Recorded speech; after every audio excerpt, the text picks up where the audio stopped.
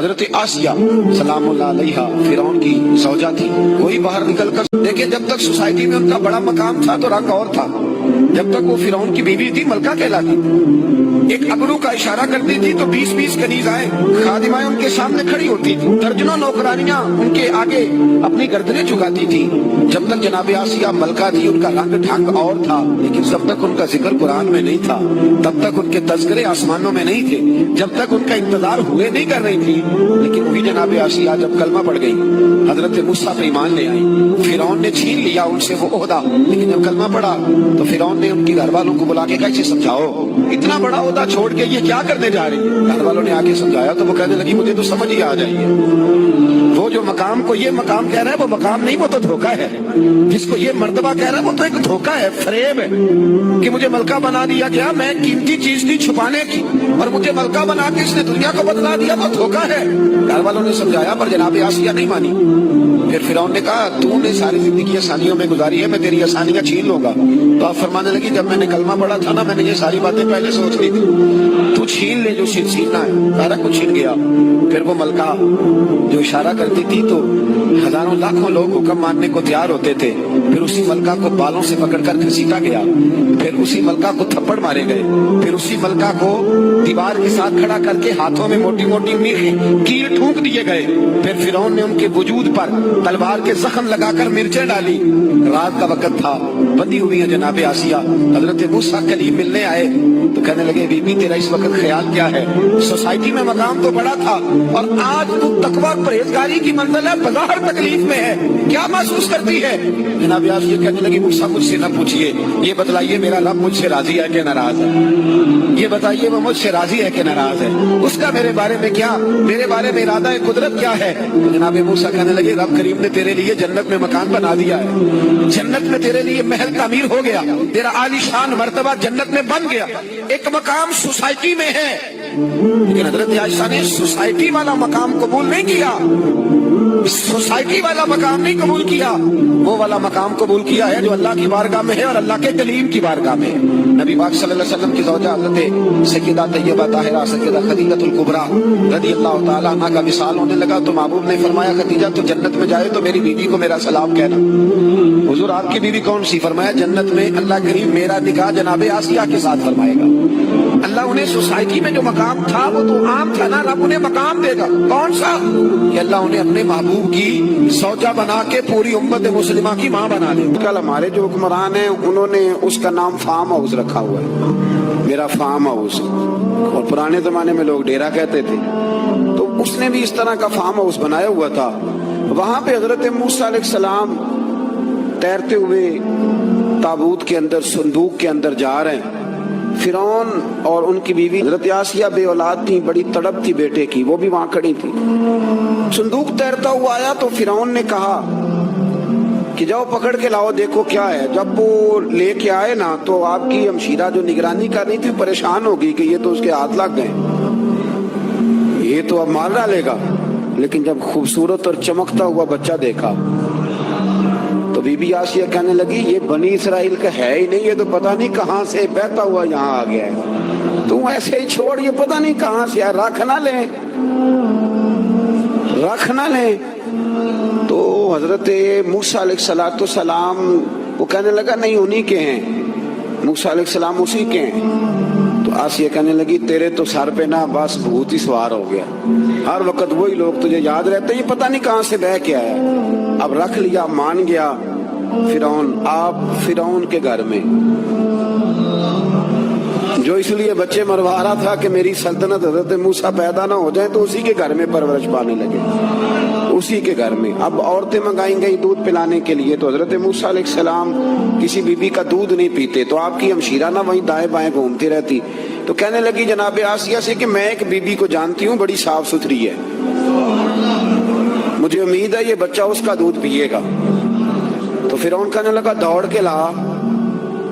تو اپنی والدہ کو لے کے آئیں تو حضرت موسیٰ نے فوراً دودھ پینا شروع کر دیا. فرعون کو پھر تھوڑا شک ہوا. ایک روایت یوں بھی لکھی ہے بعض لوگوں نے کہ فرعون ایک دن اٹھایا ہوا تھا حضرت موسیٰ کی ابھی تھوڑی سی عمر تھی تو آپ نے اس کی داڑھی پکڑ کے تو ایک گھونسا دے مارا. جلالی تو شروع سے ہے نا. تو کہنے لگا آسیہ تو مان نہ مان یہ بچہ وہی ہے. تو حضرت بی بی آسیہ کہنے لگی کہ تجھے غلط فہمی ہے، یہ وہ نہیں ہے۔ اس نے کہا دیکھو نا، یہ تو اٹھاتی ہے تو پیار کرتا ہے، اور میرے جب قریب آتا ہے تو اس کے لب و لہجے میں تلخی محسوس کرتا ہوں۔ اس نے کہا بچوں کو کیا پتا۔ خیر، ایک طرف اس نے کھانے پینے کی چیزیں رکھ دی، ایک طرف انگارے رکھ دیے۔ وہ بھی حضرت آسیہ کہتی ہیں کہ تجھے سمجھ آئے بچے بچے ہوتے ہیں۔ حضرت موسیٰ بچے تو تھے، پر تھے تو اللہ کے نبی نا، اللہ کے نبی تھے۔ جب اس نے کہا نا یہ بچے ہیں، تو حضرت موسیٰ علیہ السلام بجائے انگاروں کی طرف جانے کے، نبی تھے، وہ سیدھے کھانے پینے والی چیزوں کی طرف بڑھنے لگے۔ فرعون کہنے لگا اب بتا۔ اللہ تعالیٰ نے حضرت جبریل کو بھیجا، انہوں نے کہا ادھر نہیں جانا، آپ ادھر جائیے۔ تو آپ آگ کی طرف گئے اور ایک کوئلہ اٹھا کے زبان پہ رکھ لیا۔ تو آسیہ کہنے لگی سمجھ آئی، بچے کو کیا پتا کدھر جانا ہے کدھر نہیں جانا۔ اگر وہ اتنا ہی خیال ہوتا، وہی بچہ ہوتا تو آگ۔ اور بعد مفسرین نے لکھا ہے یہ جو حضرت موسیٰ دعا مانگتے تھے نا، رب اشرح لی صدری ویسر لی امری، یہ وہ آگ کا انگارہ جب کوئلہ منہ میں رکھا تھا نا، تو اس کی وجہ سے زبان میں کچھ لکنت آ گئی۔ تو آپ دعا کرتے تھے کہ یا اللہ میری زبان کی وہ بند گرا کھول دے، تاکہ میں کھل کے فرعون کے سامنے بات کر سکوں۔ وہیں حضرت موسیٰ پلنے لگے، وہیں پلے، وہیں جوان ہوئے، وہیں اللہ نے ساری دولتیں دی، بہن بھی ملی، ماں بھی ملی، اور سارے عزیزوں کا پیار بھی ملا۔ اسی گھر کے اندر اللہ نے پرورش کر کے فرعون کے ظلم سے بنی اسرائیل کو نجات عطا فرمائی۔ موسیٰ بھی فرعون کے گھر میں پلنے لگے، اور جب جوان ہو گئے تو فرعون کے ہاں جو ظلم ہوتا تھا حضرت موسیٰ اس پر بول پڑتے تھے، جلال فرماتے۔ تو فرعون پھر ناراض رہنے لگا، یہاں تک کہ اس نے آپ کو نکال دیا، آپ تشریف لے گئے وہاں سے۔ تو حضرت موسیٰ ایک دن شام کے وقت دوبارہ آئے بستی میں، لوگ سوئے ہوئے تھے۔ تو دو آدمی، ایک بنی اسرائیل میں سے اور ایک فرعون کی اپنی قوم میں سے، وہ دونوں آپس میں جھگڑ رہے تھے۔ لیکن وہ جو حضرت موسیٰ کی بنی اسرائیل کی قوم کا شخص تھا، اس پر وہ قبطی، وہ جو فرعون کے قریبی لوگوں میں سے تھا، وہ ظلم کر رہا تھا اور بوجھ اٹھانے کی بات کر رہا تھا۔ اب اس نے حضرت موسیٰ کو پکارا کہ یہ دیکھے میرے ساتھ کس طرح کی بات کر رہا ہے۔ تو حضرت موسیٰ کا ارادہ بھی نہیں تھا، آپ نے بس اس کو سمجھایا، پر کچھ لوگوں کو سمجھ۔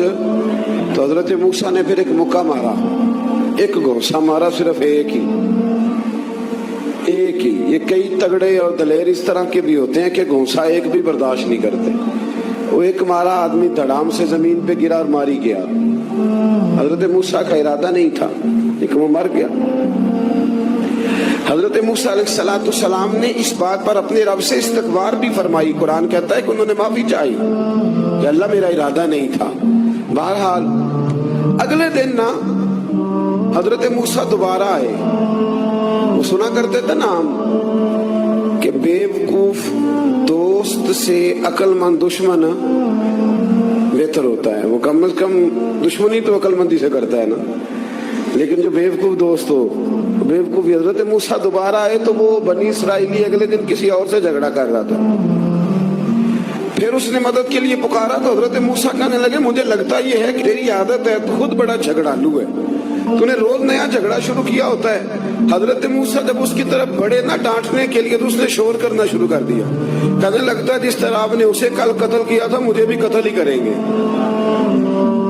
یہ انسانوں کا مزاج ہے کہ آپ جب تک کسی کے طبیعت کے مطابق چلیں گے وہ راضی رہتا ہے، اور ذرا آپ اس کی طبیعت سے ہٹتے ہیں تو وہ شور کرتا ہے۔ اس نے کہا جی آپ مجھے بھی لگتا ہے ماریں گے۔ حضرت موسیٰ کلیم اللہ علی نبینا علیہ السلام کے بارے میں جب اس نے شور کیا تو بات پھر فرعون کے دربار تک گئی۔ وہ تو پہلے ہی بہانہ تلاش کر رہا تھا۔ اس نے کہا ڈھونڈو، پکڑو اور معاذ اللہ شہید کریں گے۔ کسی نے آ کے خبر دی کہ آپ یہاں سے ہجرت کر جائیں، اس لیے کہ آپ کے لیے یہاں حالات درست۔ اور بھائی یہ چھوڑ دیا کریں بات کہ فلاں آدمی کے حق میں فلاں جگہ حالات کیسے خراب ہوئے، تو نبی کریم علیہ السلام مکہ چھوڑ کے کیوں آئے؟ حضرت موسیٰ علیہ السلام نے ہجرت کیوں فرمائی؟ یہ ایک ایسی عجیب بحث ہے جس کو لوگ بلا وجہ چھوڑ دیتے، بلا وجہ چھیڑ دیتے۔ اور بالخصوص کہ خاتون نے ایک دفعہ مجھے پیغام دیا تو میں بڑی اس کی بات سن کے مجھے عجیب لگا۔ وہ کہنے لگی کہ دوسری جگہ میری شادی ہوئی ہے، مجھے طلاق ہو گئی تھی، تو مجھے ایک تانا روز سننے کو ملتا ہے تو اتنی اچھی ہوتی تو وہاں نہ رہ لیتی۔ یہ کتانے والی بات ہے؟ کوئی ضروری ہے کہ بیوی غلط ہوتی ہے تو طلاق ہوتی ہے؟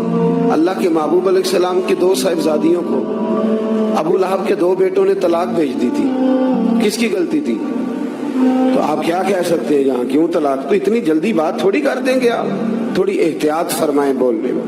تو حضرت موسیٰ علیہ السلام وہاں سے نکلے اور آپ مدین کی طرف چلے گئے۔ مدین وہ علاقہ تھا جہاں فرعون کی حکومت کوئی نہیں تھی۔ حضرت موسیٰ جیسے ہی وہاں پہنچے تو ان کے اندر ایک جذبہ تھا، ظلم ہوتا نہیں دیکھ سکتے۔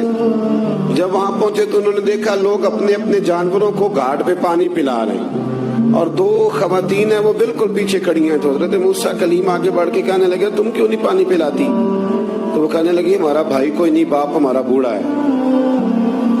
اللہ اکبر۔ مجبوری یہ ہے، ہم ہیں بھی پردہ دار گھرانے کی، مجبوری ہماری یہ ہے کہ جب تک یہ سارے لوگ پانی پلا نہیں لیں گے اتنی دیر تک ہماری باری نہیں آئے گی۔ تو حضرت موسیٰ کلیم اللہ علیہ السلام فرمانے لگے اچھا یہ بات ہے تو جانور مجھے دو۔ وہ ہو یہ رہا تھا کہ چونکہ مرد پانی پلا رہے تھے تو اور جتنے بھی مرد آتے جاتے تھے وہ گھستے جاتے تھے اور عورتیں بیچاری کھڑی تھی۔ حضرت موسیٰ جھٹ سے آگے بڑھے، پیچھے ہٹو۔ ان 2 خواتین پاک باز عورتوں کے جانوروں کو پانی پلایا اور پھر آپ دوبارہ وہیں بیٹھ گئے۔ وہ بیویاں جلدی جلدی گھر گئیں، جا کے اپنے والد سے کہنے لگی ابا جی کمال ہو گیا، اس بستی میں ایک ایسا آدمی ملا ہے جو عورتوں کی طرف دیکھتا ہے تو نیکی کرنے کے لیے آگے بڑھتا ہے، جو مجبور اور بے کس کے لیے اچھے جذبات رکھتا ہے۔ فرمایا جلدی لاؤ۔ کچھ مفسرین اور طرف بھی گئے ہیں لیکن جمہور نے لکھا ہے کہ وہ حضرت شعیب علیہ السلام تھے۔ حضرت شعیب نے گھر بلایا، اپنی ایک بیٹی کو بھیجا، فرمایا بیٹے بلا کے لاؤ۔ وہ جب گھر آئے تو آپ فرمانے لگے آپ میرے ساتھ اجرت طے کر لیں، 8 سال یا 10 سال آپ میری بکریوں کو چرائیں، میرے گھر میں رہیں۔ اور پھر فوراً ہی فرمانے لگے اگر آپ ہمارے گھر میں رہیں گے دیکھ بھال کریں گے تو میں اپنی ایک بیٹی کا نکاح بھی آپ کے ساتھ کر دوں۔ تو 8 سے 10 سال حضرت موسیٰ نے وہاں قیام فرمایا۔ اور پھر جب آپ کا نکاح ہو گیا تو آپ اپنی بیوی کو لے کے مصر کی جانب جا رہے تھے، تو رستے میں نا ٹھنڈ زیادہ ہو گئی تو اپنی زوجہ سے کہنے لگے وہاں آگ جل رہی ہے، میں تیرے لیے آگ لے کے آتا ہوں تاکہ تو تاپ سکے، گرمی حاصل کر سکے۔ وہاں گئے تو درخت سے آواز آئی موسیٰ میں تیرا رب ہوں، درخت سے آواز آئی موسیٰ میں تیرا رب ہوں۔ اور حضرت موسیٰ کلیم اللہ کو وہاں وہی آنی شروع، وہاں وہی اللہ تعالیٰ نے انہیں وہ عصا عطا فرمایا جو پھر بعد میں اژدہا بنتا تھا۔ رب کریم نے وہیں حضرت موسیٰ کلیم کو وہی ید بیضا عطا فرمایا۔ اپنا ہاتھ گریبان میں ڈال کے نکالتے تھے تو چاند اور سورج کی طرح روشنی دیا کرتا تھا۔ ید بیضا لیے بیٹھے ہیں اپنی۔ میں کبھی کبھی کہا کرتا ہوں کہ مولا کے دینے کے انداز بڑے انوکھے ہیں۔ بھائی یوسف کو کنویں میں پھینکتے ہیں تو اللہ مصر کا حکمران بنا دیتا۔ تو پھر حضرت موسیٰ وہاں سے واپس آئے اور آ کر کے آپ نے دوبارہ وہ سارا نظام زندگی شروع فرمایا۔ موسیٰ علیہ السلام نے ان کو دعوت حق دی اور کہا کہ میں تمہارے پاس واضح نشانیاں لایا ہوں، بنی اسرائیل کو میرے ساتھ بھیج دو۔ فرعون نے معجزات پیش کرنے کے لیے کہا تو حضرت موسیٰ علیہ السلام نے اپنا عصا زمین پہ ڈالا، اپنا عصا، اپنی چھڑی، اپنا ڈنڈا زمین پہ ڈالا تو وہ ایک واضح اژدہا بن گیا۔ پھر حضرت سیدنا موسیٰ علیہ السلام نے اپنا ہاتھ گریبان سے نکالا تو وہ دیکھنے والوں کے لیے روشن ہو گیا، ہاتھ کے اندر نور پیدا ہو گیا۔ ید بیضا لیے بیٹھے ہیں اپنی آستینوں میں۔ فرعون کے سرداروں نے حق کو قبول کرنے کی بجائے اسے جادو قرار دے دیا اور کہا کہ یہ تمہیں اپنے ملک سے نکالنا چاہتا ہے۔ انہوں نے کہا اس معاملے کو ذرا ڈھیل دو اور جادوگروں کو جمع کرو۔ جادوگر آئے، انہوں نے فرعون سے کہا کہ ہم حضرت موسیٰ کے مقابلے میں جادو تو دکھائیں گے معاذ اللہ، لیکن اگر ہم غالب آ گئے تو پھر ہمارا انعام کیا ہوگا؟ سودا پہلے طے کرنا ہے، کیا انعام ملے گا؟ اس نے کہا کہ اگر تم غالب آ گئے تو میں تمہیں اپنا قریبی بنا لوں گا۔ بادشاہوں کا قریبی ہونا بھی تو بڑی بات ہے نا، لوگ بڑے پاپڑ بیلتے ہیں قریبی ہونے کے لیے، اور یہ جو قریبی ہوتے ہیں نا بالخصوص جو بادشاہوں کے قریبی ہوتے ہیں، بادشاہوں کی تباہی کا سبب بھی یہی لوگ ہی بنتے ہیں۔ یہ ان کو روز خبر دیتے ہیں کہ سب اچھا ہے، सब अच्छा है। और दुनिया के ज्यादातर हुक्मरान इन्हीं लोगों की वजह से तबाह होते हैं, क्योंकि उनका खुद अवाम से राब्ता नहीं रहता। अगर वो खुद अवाम के साथ डायरेक्ट राब्ता करें तो शायद उन्हें अच्छी और साफ सुथरी चीजें समझने को मिल जाए। खैर, जादूगरों ने जब कहा हमें क्या दोगे, तो उसने कहा तुम्हें करीबी बना लूंगा। जादूगरों ने मूसा अलैहिस्सलाम से कहा कि आप पहल करेंगे या हम पहल करें। तो मूसा अलैहिस्सलाम ने कहा तुम पहल करो। जब जादूगरों ने अपनी रस्सियां जमीन पे डाली तो लोगों की निगाहों को सहर ज़दा कर दिया, जादू कर दिया और उन्हें डरवा दिया। उन्होंने कहा ये तो बड़ा जादू ले आए। तो अल्लाह ताला ने हजरत मूसा अलैहिस्सलाम को हुक्म दिया कि आप भी अपना असा जमीन पे डालें। उनकी रस्सियां सांप बन गई थी ना, दरअसल वो सांप बनी नहीं थी, लोगों की आंखों पर जादू हो गया था, उन्हें सांप नजर आ रहा था। फरमाया आप भी अपना असा जमीन पे डालें। वो असा सांप बना और जादूगरों की सारी चीजों को निगल ही गया।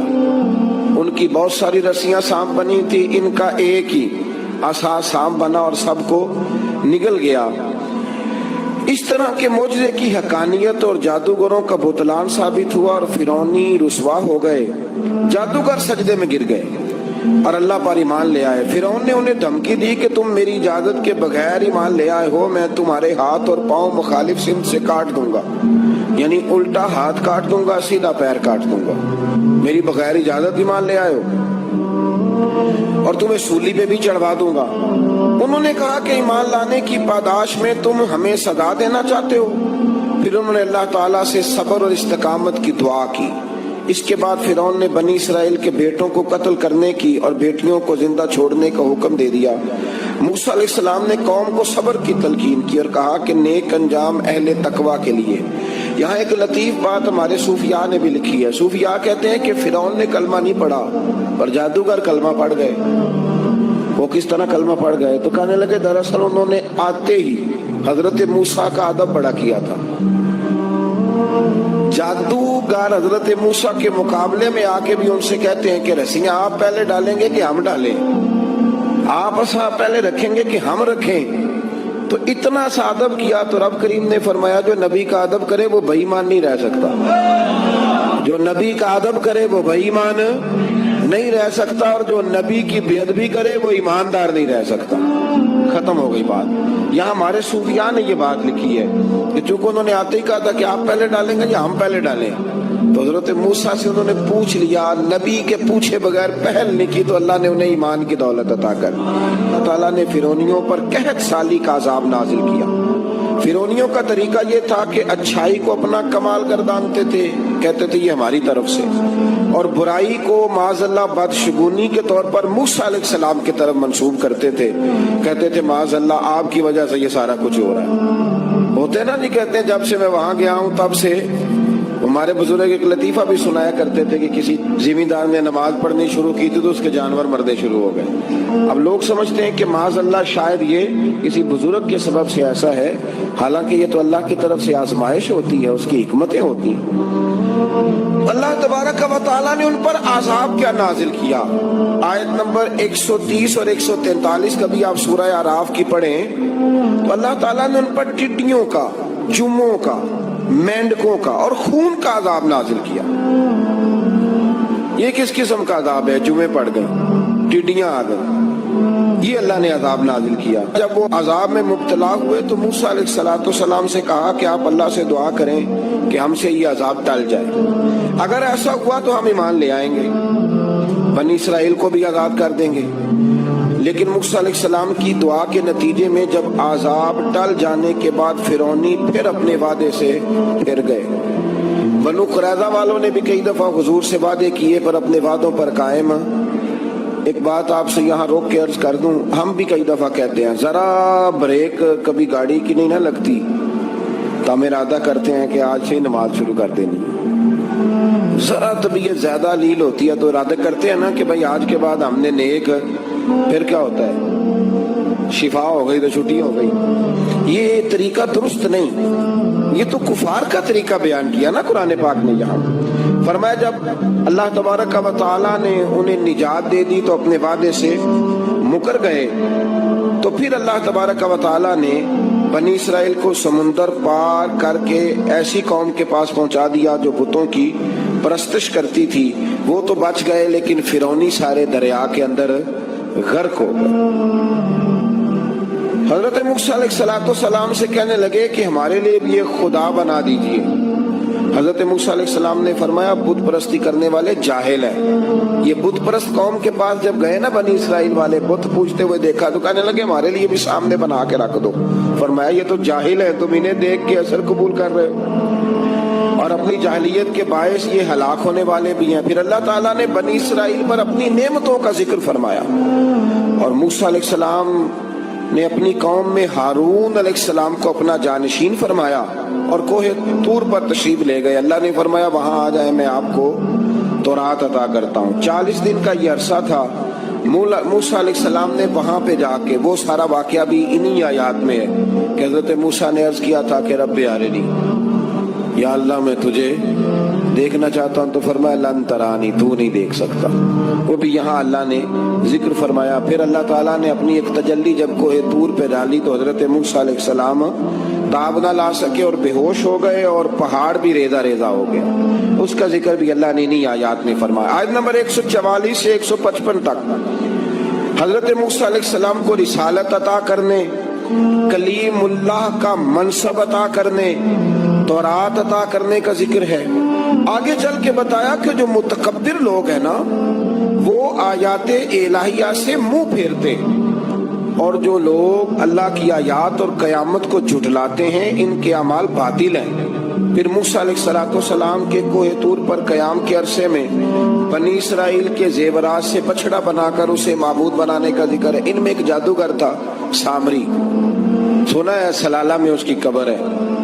हजरत मूसा कोहे तूर पे चले गए तो उसने पीछे से ना सोने का एक बछड़ा बना लिया, उसमें सोने की तारें उसके मुंह में लगाई, हवा चलती थी तो बजती थी।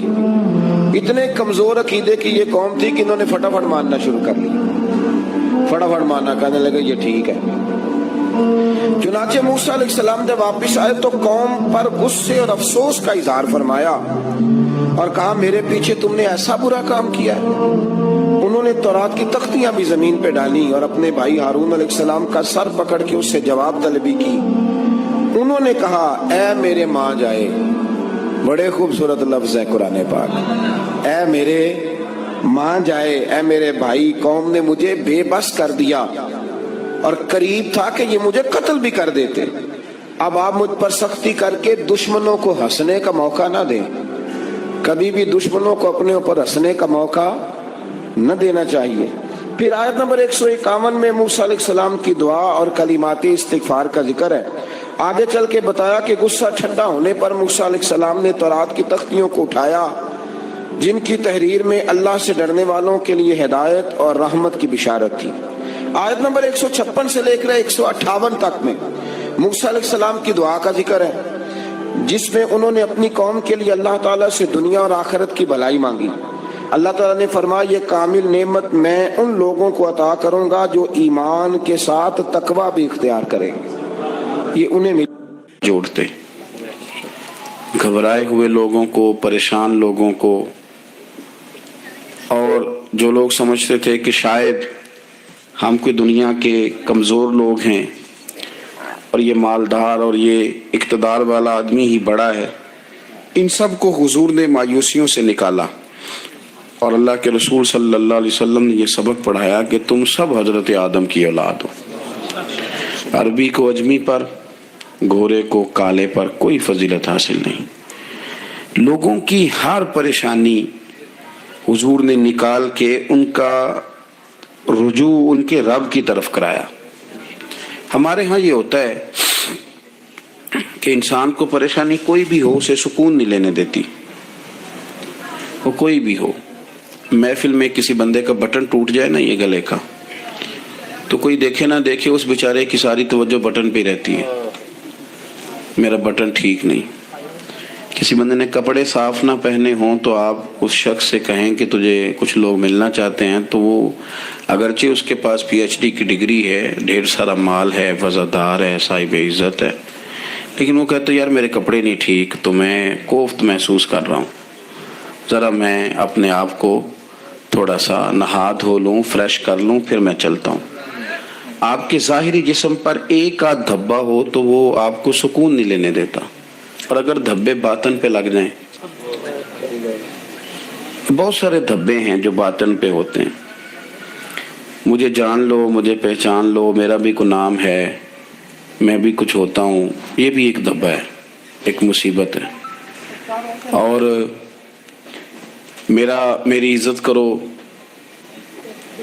مجھے بھی کسی طریقے سے کسی نشست پہ جگہ دو، یہ بھی ایک دھبا ہے۔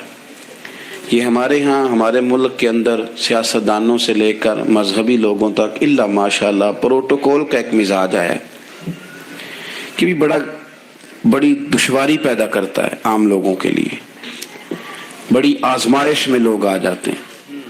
حسد کر لینا، کسی بندے کی نعمت کو دیکھ کے جلنا، یہ بھی آپ کو بڑا بے سکون رکھتا ہے۔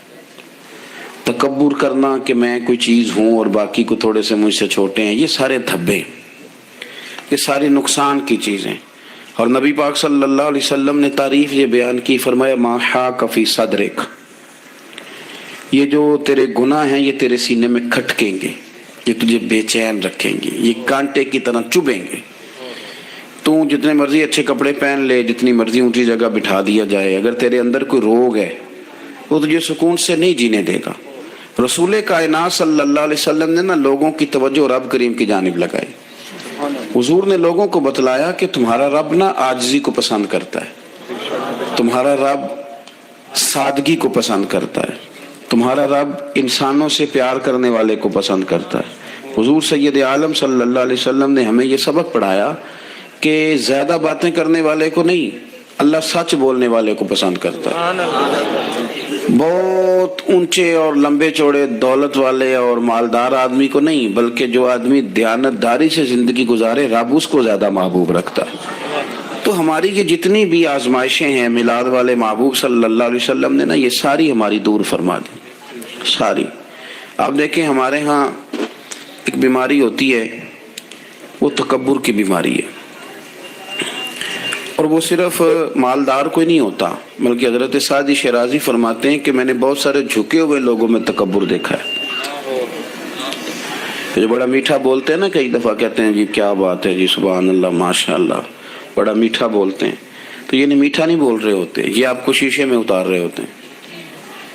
آپ نے کسی کی تعریف کرنی ہے تو پشت کے پیچھے کریں، وہ اصل تعریف ہے۔ آپ کوئی ایسا کام نہ کریں جس سے چھلکے لفظوں میں کہ میں نے کسی کو بنایا ہے، اس سے نا آپ کو خود محسوس ہوگا کہ میں حقیقت پہ زندگی نہیں گزار رہا، میں تو کوئی اداکاری کر رہا ہوں۔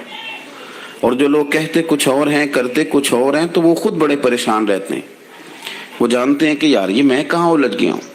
تو بھائی یہ جو بہت زیادہ ہمارے دلوں کے اندر چیز ہے، اور یہ ہر مقام پر بہت سارے لوگوں کو یہ چیز حاصل ہے، میں دیکھتا ہوں کہ درجہ بدرجہ ان چیزوں کا شمار ہے۔ کچھ کا خیال ہے کہ میری ڈگری زیادہ ہے، اور کچھ کا خیال ہے کہ مجھے عقل زیادہ ہے، کچھ کا خیال ہے کہ میری شہرت زیادہ ہے، تو کچھ کا خیال ہے کہ میری دولت زیادہ ہے۔ آہستہ آہستہ وہ الجھاؤ پیدا ہوتا ہے، کسی کا کچھ نہیں جاتا، وہ خود آدمی بے چین رہتا ہے۔ حال دیکھیں نا، یہ میری طرح کو بندہ آ جائے نا محفل میں، جس کو عادت ہے اسٹیج پہ بیٹھنے کی، اچھے لوگوں کی، بزرگوں کی، سادات کی بات نہیں کرتا، تو اس کو کبھی بیچارے کو پیچھے بیٹھنا پڑ جائے نا، تو وہ گردن اونچی کر کر کے نقیب محفل کو دکھاتا ہے کہ میں آ گیا، کسی طریقے میں بھی ساتھ لے کے، بے چین رہتا ہے۔ اور اگر اسے سکون حاصل ہو کہ بھئی حضور کی محفل میں بیٹھنا ہے، سبحان اللہ، جہاں جگہ مل گئی وہیں پہ ٹھیک ہو، اور وہ سکون کے ساتھ، دیکھو اس محفل کا مہمان خصوصی میں نہیں، حضرت بزرگ تو سرپرستی کر ہی رہے ہیں، میں نہیں، اس محفل کا تو مہمان خصوصی وہ بندہ ہے جس نے محفل سے پہلے یہاں جھاڑو دیا ہے، جس نے یہاں دریاں بچھائی ہیں، جس بیچارے کی فوٹو بھی کوئی نہیں آئی، وہ مہمان خصوصی ہے۔ اور اس محفل کا تو وہ مہمان خصوصی ہے جو چپ کر کے کہیں کونے میں بیٹھا ہے، اس کو کوئی دلچسپی نہیں کہ کوئی مجھے بھی جانے گا، کوئی مجھے بھی پہچانے، اسے تو اتنا پتہ ہے کہ میں اپنے پیارے حبیب کی تعریف سننے کے لیے آیا ہوں۔ آپ اپنے اس طرح آپ کا ذوق دوبالا رہے گا اگر آپ عاجزی کے ساتھ، انکساری کے ساتھ، رب رسول کی رضا کے لیے کسی جگہ بھی آپ اپنے آپ کو سیٹ کر لیں گے تو ماحول آپ کا ٹھیک رہے گا۔ ورنہ آپ الجھاؤ کا شکار ہیں، ورنہ آپ پریشان ہیں، ورنہ آپ تکلیف میں، ورنہ آپ آزمائش میں۔ بخاری شریف میں حدیث ہے، قاضی اعجاز مالکی رحمۃ اللہ علیہ نے بڑی تفصیل سے لکھی ہے، راوی حضرت انس بن مالک ہیں۔ ایک بندہ بڑی دور سے آیا نبی پاک صلی اللہ علیہ وسلم کی زیارت کے لیے، بڑی دور سے۔ عرب کے جو سردار ہوتے تھے ان کے بڑے ناز نخرے ہوتے تھے، وہ خیر آج بھی ہیں، پروٹوکول کا ماحول آج بھی، یعنی وزیر صاحب کے آگے دو چار گاڑیاں نہ ہوں تو ان کو مزہ ہی نہیں آتا، پولیس والے آگے پیچھے بھاگیں تو حالانکہ ان کو نہیں پتا کہ جو پولیس والے آگے پیچھے بھاگ رہے ہیں نا، یہ حکومت بدلی تو گرفتار کرنے بھی انہوں نے آنا ہے، لیکن وہ بڑا مزہ آتا ہے جب لوگ گاڑی کے پیچھے بھاگتے ہیں۔ کیا بات ہے جناب، بڑی بات۔ اور ہماری طبیعتوں میں پتہ نہیں کون سی، یہ پیسے پھینکنے والے دوست مجھ سے ناراض نہ ہو جائیں، لیکن میں اکثر سوچتا ہوں کہ یار یہ کس طرح کا کام ہے کہ پہلا کھلارنے پھر آپ اکٹھے کرنے، تو آپ کٹھے دے دیں جس کو دینے ہیں، ختم ہو جائے بات۔ یعنی وہ محفل میں نا گپ شپ ہو رہی ہوتی ہے، اکٹھے کرنا لے پان دینا لے، کس چکر میں پڑ گئے۔ حضور غوث اعظم رضی اللہ تعالیٰ عنہ کی محفل میں شیخ یحییٰ نجار آیا کرتے تھے تو وہ کہتے تھے کہ ہم وہاں گنتے تھے آج کتنے بندوں نے توبہ کی، تو ہم سے گنے نہیں جاتے تھے، اتنے لوگ توبہ کرتے تھے۔ بزرگوں کی محفلوں میں توبہ کرنے والے گنے جاتے تھے، ہماری محفلوں میں پیسے گنے جاتے ہیں اور وہ پرچیاں دی جاتی ہیں۔ ایسا نہ کریں، اس سے گھٹن پیدا ہوتی، اور پھر جو نوٹوں والے ہوتے ہیں وہ فرنٹ سیٹوں پہ آ جاتے ہیں۔ بہت سارے غریب سوچتے ہیں کہ میرے پاس بھی اگر کرارے نوٹ ہوتے تو میں بھی آگے ہوتا۔ تو کم از کم یہ جو میلاد کی محفل ہیں ان میں تو سب کو ایک جیسا رہنے دیں، یہاں تو امیر غریب کا فرق نہ ہو، اس کو تو مہربانی کریں۔ تو نبی پاک صلی اللہ علیہ وسلم کی خدمت میں وہ شخص بڑی دور سے آیا، تو عرب کے بادشاہوں کا مزاج تھا، پروٹوکول بڑا چاہتے تھے، ان کا تو یہ طریقہ تھا کہ حکمرانی کرنی ہے جیسے بھی ہو۔ اگر کسی غلام نے دھوپ میں بندھا رہ گیا، اونٹ اور چھاؤں میں نہیں باندھا تو درے مارتے تھے، اور اگر اس نے کھول کے باندھ دیا تو پھر بھی مارتے تھے، کہتے تھے اتنا سیانا ہو گیا تو انہیں پوچھا ہی نہیں، خود بخود ہی باندھ دیا۔ وہ شخص حضور کی بارگاہ میں آیا اور بہت سارے لوگوں کے پاس کیونکہ وہ جاتا تھا اپنے سربراہ کا پیغام لے کے، تو وہ کانپ رہا ہے جب حضور کی بارگاہ میں گیا، ڈر رہا ہے۔ اب ذرا بات کو سمجھنا، نبی پاک صلی اللہ علیہ وسلم نے اس سے فرمایا کیوں ڈرتے ہو؟ سادہ آدمی ہے، دیہاتی ہے، بدو ہے۔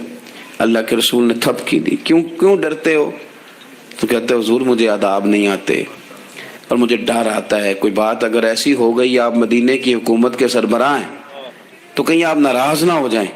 حضرت انس بن مالک فرماتے ہیں بات کہاں کی تھی، پہنچ کہاں گئی؟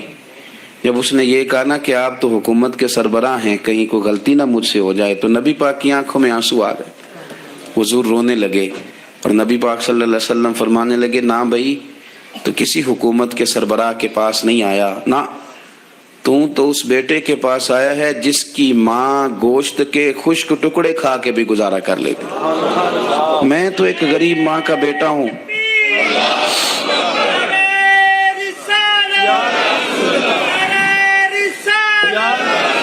بھائی اگر آپ کا یہ ذوق بن جائے، دیکھو نا آج تو لوگ بھول جاتے ہیں نا، کپڑے بدل لیتے ہیں تو وہ سمجھتے ہیں کہ شاید سارا کچھ ہی بدل گیا، یعنی گاؤں سے آ کر پڑھنے والے بھول ہی گئے ہیں کہ کس کی ماں نے کتنا زیور بیچا۔ لوگ بھول جاتے ہیں چیزوں کو، اپنے ماضی کو یاد رکھیں، آپ لوگوں کے ساتھ پیار کریں، آپ لوگوں کو موقع دیں، آپ تھوڑی سی اور کوشش کریں اس شخص تک جانے کی جو آپ کو مایوس نظر آ رہا ہے، پریشان نظر آ رہا ہے۔ یہ ہمیں میلاد والے محبوب صلی اللہ علیہ وسلم نے درس دیا۔ ایک اور پہلو، حضور سید عالم صلی اللہ علیہ وسلم نے، ہمارے ہاں نا ابھی بھی برادری کی تقسیم ہے، ابھی بھی، اور کچھ میں نے ایسے کمزور لوگ بھی دیکھے، یہ اس طرح کی حرکتیں ہارے ہوئے لوگ کرتے ہیں، ہارے ہوئے لوگ جو اپنے آپ کو سمجھتے ہیں کہ میں کوئی بڑا آدمی ہوں۔ بڑا آدمی تو اپنے اخلاق سے ہوتا ہے، اپنے کردار سے ہوتا ہے، اپنی سخاوت سے ہوتا ہے، لوگوں سے پیار کرنے سے ہوتا ہے۔ باقی یہ کہ بیٹھ کے کہانی سنانا کہ میں بڑا کچھ کرتا ہوں، تو جو کچھ کرتا ہوتا ہے اسے سنانے کی کوئی ضرورت نہیں ہوتی۔ ایک اور بہت سارے لوگ آپ تعزیت کرنے جائیں نا والد کے انتقال کے بعد، تو ان بیچاروں کو بتانا پڑتا ہے کہ ابا جی میرے بغیر دوائی نہیں کھاتے تھے۔ تو میں کہتا ہوں اگر تیرے بغیر نہیں کھاتے تھے پھر بتانے کی ضرورت نہیں، پھر تو سارے گاؤں کو پتا ہوگا کہ تیرے بغیر نہیں کھاتے تھے۔ اور اگر کوئی دال میں کالا ہے تو پھر تیری وضاحت کوئی بندہ قبول نہیں کرے گا۔ تو آپ کو بتانا کیوں پڑ رہا ہے؟ اور آپ بار بار اس بات کا ذکر کیوں کر رہے ہیں کہ ہم بہت بڑے قبیلے کے ہیں؟ صاحب اگر آپ بڑے قبیلے کے ہیں تو پتہ ہوگا سارے علاقے کو آپ کتنا لوگوں کا خیال کرتے ہیں، آپ کس قدر محبت کرتے ہیں، آپ کا انداز کریمانہ کس طرح کا، پھر آپ کو بتانے کی کوئی ضرورت نہیں ہوتی، پھر خود بخود خبر ہوتی ہے۔ حضرت سیدنا ابو ذر غفاری رضی اللہ تعالیٰ عنہ، قبیلہ بنو غفار ایک بڑی شاخ تھی قبیلوں میں سے، جو لوگ اس زمانے میں مالدار قبیلوں سے تعلق رکھتے تھے ان میں سے ایک بڑا نام تھا۔ ساری زندگی چودراہٹ کی، لیکن میلاد ایک انقلاب کا نام ہے۔ میں میلاد منانے والے دوستوں سے گزارش کرتا ہوں کہ آپ ہر سال میلاد منائیں، اور ہر سال میلاد کے بعد آپ تھوڑے بدل بھی جائیں، یعنی تھوڑے سے بدل جائیں۔ کچھ لوگ کہیں یار یہ داڑھی میں نے نا 12 ربیع الاول والے دن رکھی تھی، یہ میری میلاد والی داڑھی ہے۔ سبحان اللہ، اور داڑھی رکھیں بھی نبی پاک کی مرضی کی۔ سبحان اللہ، سبحان کس کی مرضی کی؟ نہ ناراض ہو جائے جی میں ٹور چلا بس، کس مرضی کی جی؟ اپنی مرضی کے نہیں۔ داڑھی کا وزن کو نہیں ہوتا کہ پوری مٹھی رکھیں گے تو آپ کو کوئی دقت ہوگی، کوئی وزن نہیں، پوری رکھیں، جو حضور کا طریقہ مبارکہ ہے جو ہمیں ملتا ہے اس پر آپ توجہ فرمائیں۔ تو میں جو بات عرض کرنے جا رہا ہوں وہ میلاد انقلاب ہے۔ حضور سید عالم صلی اللہ علیہ وسلم کی بارگاہ میں آنے سے پہلے لوگ کچھ اور ہوتے تھے، اور یہاں سے ہو کے جاتے تھے تو پھر ان میں تبدیلی آتی تھی۔ میں سارا دن کرامتیں سناؤں نا کسی کو اپنے پیر صاحب کی اور اپنے گھر میں بھی کہ میرے حضرت بڑے، میرے استاد بڑے، لیکن بیوی کے ساتھ اگر میں ترش لہجے میں بات کروں گا تو وہ کہے گی ایسا سکھاتے ہیں تینوں پیر صاحب، دوست کہیں گے یہ سکھاتے ہیں آپ، تو آپ کی کہانیاں نہیں چلتی، آپ کا کردار چلتا ہے۔ حضرت ابو ذر غفاری رضی اللہ تعالیٰ عنہ فرماتے ہیں چونکہ میں چودھری تھا، سیدنا بلال حبشی رضی اللہ تعالیٰ عنہ کے پاس میں بیٹھا تھا، کسی بات میں بات آگے بڑھی اور بڑھتے بڑھتے بات شکنجی تک چلی گئی، رائے کے اختلاف نے باتوں میں تلخی پیدا کر دی، اور جب تھوڑے لفظ اور تیز ہوئے تو میں نے انہیں کہہ دیا چپ کر، تو ابشن کا بیٹا ہے۔ کس کے بیٹے تھے حضرت بلال؟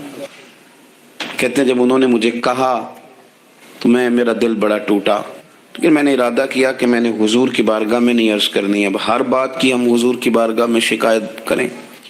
لیکن میں جا کے مسجد میں بیٹھا اور جب سرکار آئے نا، ارادہ نہیں تھا کہ عرض کروں گا، لیکن حضور کا چہرہ دیکھا تو دکھ میرا خود ہی تازہ ہو گیا۔ رونے کا بھی تو تب ہی مزہ آتا ہے نا کوئی اپنا ملے تو۔ فرماتے ہیں کہ میرے آنسو نا بغیر اختیار کے چھلک پڑے اور میں کھل کے روئے، کھل کے۔ قربان جاؤں محبوب کے بھی حضور نے پاس نہیں بلایا، بلکہ نبی پاک اٹھ کے خود میرے پاس آئے اور مجھے کندھوں سے پکڑ کے سینے سے لگایا، اور جب میں کھل کے رو لیا تو حضور میرے آنسو پوچھنے لگے۔ کچھ شعر ایسے ہوتے ہیں جو کسی نے کہے ہوتے ہیں، اور کہنے والا جو ہوتا ہے وہ صاحب حال ہوتا ہے، تو اس میں کچھ خوبصورتی زیادہ ہی ہو جاتی ہے۔ ایک پنجابی کے شاعر ہمارے گجرات میں گزرے، بزرگ تھے، ان کا ایک شعر ہے، وہ کہتے ہیں ایک واری میری آنکھیاں چوں انہوں نے اتھرو پونجے سن، ایک واری میری آنکھیاں چوں انہوں نے اتھرو پونجے سن، ہن تے چسکا پہ گیا رونے دا۔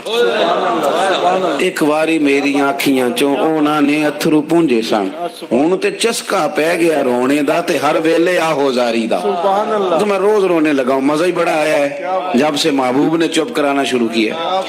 میرے عزیز، اور پھر حضرت بلال حبشی رضی اللہ تعالیٰ عنہ چونکہ حضور کے غلام تھے اور انہیں پتہ تھا کہ سرکار میری ناز برداری کرتے ہیں، حضور نے چپ کرایا۔ فرمایا کیوں روتے ہو؟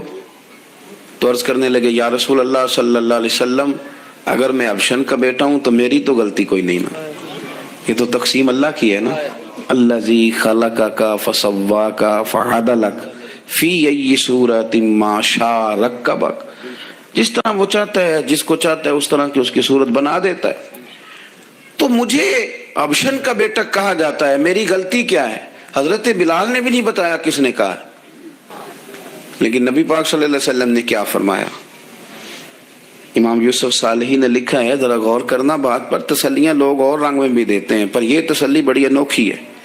حضور فرمانے لگے بلال اگر تو ابشن کا بیٹا تو پریشان کیوں ہوتا ہے؟ کالے رنگ والی ماں کا بیٹا ہے تو پریشان کیوں ہوتا ہے اگر تیری والدہ کا رنگ کالا ہے تو؟ عرض کی حضور آپ کیا فرمانا چاہتے ہیں؟ تو سرکار فرمانے لگے میں 2 ماؤں کا بیٹا ہوں، ایک جناب آمنہ جنہوں نے مجھے پیدا کیا، اور ایک حضرت ام ایمن جنہوں نے میری پرورش کی، مجھے بڑا کیا۔ حضور فرمانے لگے میری ماں آمنہ کا رنگ گورا تھا اور میری ماں ام ایمن کا رنگ کالا ہے.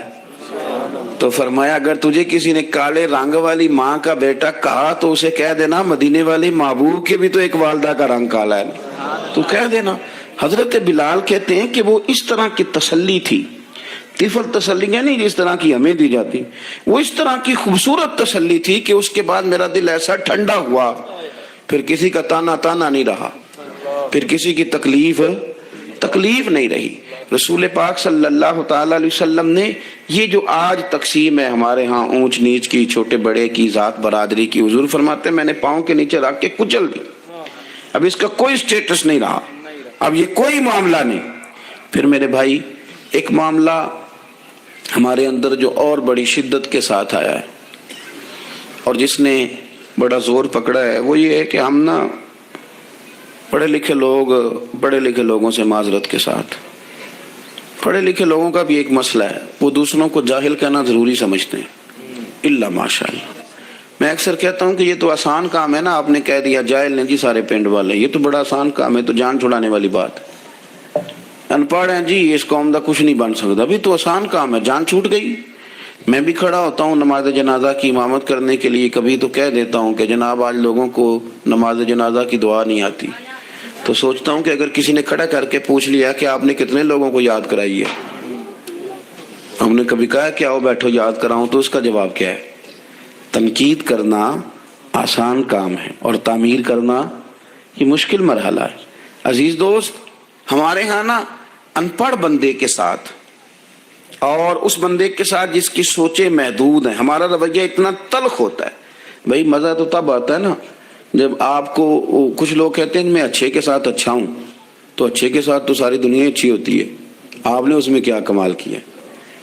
حضور سید عالم صلی اللہ علیہ وسلم نے تو فرمایا اس کے ساتھ جوڑو جو تمہارے ساتھ توڑ رہا، جو سخت رویہ اختیار کرے، سخت. بخاری مسلم میں حدیث ہے، حضرت عمر فاروق رضی اللہ تعالیٰ عنہ، حضرت انس بن مالک فرماتے ہیں کہ حضور سید عالم صلی اللہ علیہ وسلم گزر رہے تھے اور سرخ رنگ کی نہ نجرانی دھاری دار چادر سرکار نے اوڑھ رکھی تھی. ایک بدو آ گیا، اس نے کیا کیا کہ حضور کی مقدس چادر کو پکڑ کے کھینچا اور اس زور سے کھینچا کہ گردن مبارک پہ نشان پڑ گیا. زور سے دروازے پہ دستک دے دینا بھکاری، تو اسے خیرات شرات کوئی نہیں ملتی، البتہ جھٹکیاں دو چار ضرور مل جاتی. توڑنا ہے دروازہ، خیرات لینے آیا کہ تو قرضہ لینے آیا؟ اس نے آ کر کے زور سے چادر کو کھینچا، مقدس گردن پہ نشان پڑ گیا. سرکار نے رخ انور پھیرا، کہتا پتہ کیا ہے، میں غریب آدمی ہوں، کچھ مانگنے آیا ہوں. بھئی تو گلے میں چادر ڈال کے مانگے گا؟ لیکن یہ آپ کا کمال ہے. یہاں اب آپ کے علم کا، آپ کے حوصلے کا، ظرف کا پتہ چلتا. کھینچی چادر، کچھ مانگنے آیا ہوں. اور صحیح بخاری کے لفظ یہ ہیں کہ فَالْتَفَتَ إِلَيْهِ فَضَحِكَ، جب محبوب نے اس کی طرف توجہ کی، اس کی بات سنی، اس نے گلے میں چادر ڈال کے کھینچا ہے، نشان ڈال دیا ہے. لیکن جب حضور نے توجہ کی تو فَضَحِكَ، نبی پاک نے مسکرانا شروع کر دیا. حضور مسکرائے، یعنی چادر ڈال کر کھینچنے والے. اور یہ چیز آپ کو بڑا کر دے گی. آپ یقین کریں، آپ کو کسی نے برا کہا تو آپ نے ڈبل برا کہا تو آپ تانگ ہوں گے. ہنڈیا جب جلتی ہے تو اس کے کندھے، ابلتی ہے تو اس کے کندھے جل جاتے ہیں. آپ کسی کو اینٹ کا جواب پتھر سے دے کے پریشان ہوں گے، لیکن اگر آپ نے کہہ دیا نا چل یار موج کر، ہور کر لے دو گلا، اور آپ ہنسیں، یہ بڑی پاکیزہ سزا ہے دشمن کے لیے، بڑی صاف ستھری. جتن جتن تے ہر کوئی کھیڈے، ہارن کھیڈ فقیرہ، جتن جتن تے سارے لوگ کر دینا کام جتنے والا، میں نے جیتنا ہے. تو درویش کہتے ہیں جتن جتن تے ہر کوئی کھیڈے، تو ہارن کھیڈ فقیرہ. اوے جتن دا مل کوڈی پیندائی، ہارن دا مل ہیرا، ہارن دا مل ہیرا. کبھی کبھی ارادہ کریں چل کوئی بات نہیں کر لے یار، پھر کیا ہے. اور یہ کام آئے گی چیز بہت زیادہ. حضور صلی اللہ علیہ وسلم سے کہنے لگا کچھ مانگنے آیا ہوں. تو اب حضور نے کیا فرمایا؟ فرمایا ایک دو چار بکریاں نہیں، 2 پہاڑیوں کے درمیان جو ریوڑ ہے نا بکریوں کا، اجڑ، فرمایا سارے اس کو دے دو. اب اس نے وہاں تو کوئی جملہ نہیں کہا، گھر چلا گیا اپنے گاؤں قبیلے، اور وہاں جا کے لوگوں سے کہنے لگا سارے ادھر بیٹھے ہو، जाओ दौड़ जाओ मदीने जाके मुस्तफ़ा का कलमा पढ़ो। कहने लगे वो तो इतना देते हैं कि गुर्बत का डर भी दूर हो जाता है। तो नबी पाक सल्लल्लाहु अलैहि वसल्लम का उन लोगों के साथ जो अनपढ़ हैं, जो साथ हैं, आज हमारे बच्चे अपने अब्बा जी को भी कह देते हैं तुसी पढ़े नहीं, उन दौर बदल गया है।